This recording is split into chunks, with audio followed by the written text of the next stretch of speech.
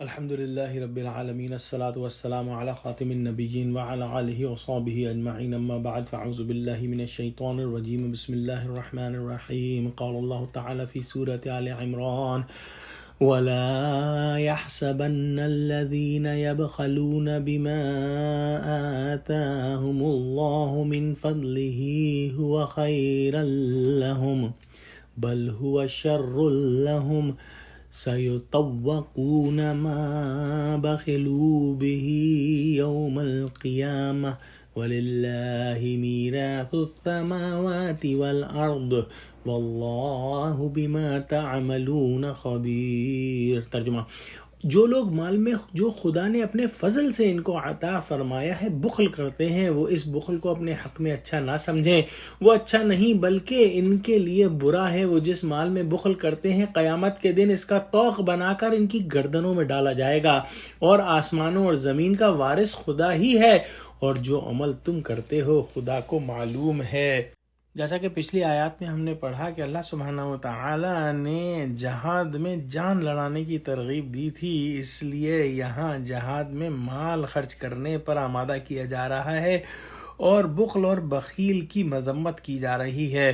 کنجوس یا بخیل شخص اپنا ہاتھ روکنے اور پیسہ جوڑ کر رکھنے اور جمع کرنے کو بڑا کمال سمجھتا ہے وہ بڑا ہی اچھا کام کر رہا ہے۔ اسے بتایا جا رہا ہے کہ انجام کے اعتبار سے تمہارے بخل میں بڑی ہولناکی اور بربادی چھپی ہوئی ہے۔ بخل میں یا کنجوسی میں کوئی خیر کا پہلو نہیں بلکہ شر ہی شر ہے۔ اس میں فرد کا بھی نقصان ہے، جماعت کا بھی نقصان ہے، دنیا کا بھی نقصان ہے اور آخرت کا بھی نقصان ہے۔ سوچنے کی بات یہ ہے کہ اگر امت کے جو ہے صاحب ثروت لوگ بخل شروع کر دیں تو جہاد کا فریضہ کیسے ادا ہوگا؟ دین کی اشاعت کے لیے پیسہ کہاں سے آئے گا؟ غربا اور مساکین کی اشک شوئی کیسے ہوگی؟ کافروں کی سازشوں اور تکفیری کوششوں کا مقابلہ کیسے کیا جائے گا؟ جو اصحاب ثروت کے بخل کی وجہ سے غربا کے دلوں کے اندر ان لوگوں کے لیے حسد، بغض اور نفرت کے جذبات پیدا ہوں گے تو کیوں کر ایک اچھا معاشرہ جنم لے سکے گا۔ لیکن جو شخص دنیا سے اس قدر محبت کرتا ہے وہ دنیا کے ہر چیز کے اندر بخل کرے گا، اپنی جان میں بخل کرے گا، اپنے وقت میں بخل کرے گا اور اپنے مال میں بھی بخل کرے گا۔ اس آیت کے اندر بخل کی مذمت فرمائی گئی ہے اور یہ کہا گیا ہے کہ جو لوگ کنجوسی کرتے ہیں یہ نہ سمجھیں کہ ان کا عمل یہ بہتر ہے، یہ تو بہت ہی برا کام ہے اور اس برے کام کا انجام آخرت میں سامنے آئے گا۔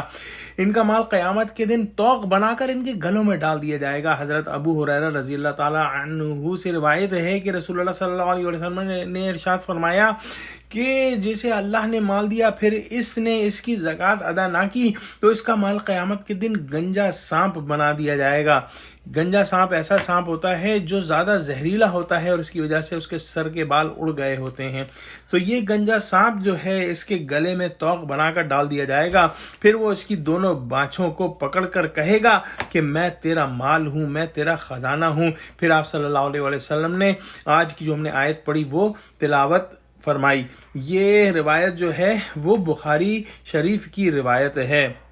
اس کے بعد اللہ سبحانہ وتعالیٰ نے اس آیت میں فرمایا کہ آسمانوں اور زمین کی میراث سب اللہ ہی کی ہے، اور یہ آسان بات ہے سمجھنے کی۔